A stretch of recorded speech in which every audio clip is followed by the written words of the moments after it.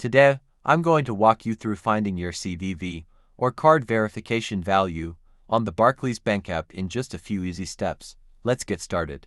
First, make sure you have the Barclays app installed on your smartphone. If not, head over to your app store and download it. Once you have the app, tap to open it, and log in using your usual credentials. Enter your username and password, and complete any security authentication, such as a PIN or facial recognition. Now that you're logged in, on the home screen, you'll see your account overview. Look for the Cards tab at the bottom of the app and tap on it. In the Cards section, find the card you want to check. You might have more than one card, so make sure to choose the right one by tapping on its image. Once you're on your Cards page, scroll down until you find the option labeled Show Card Details.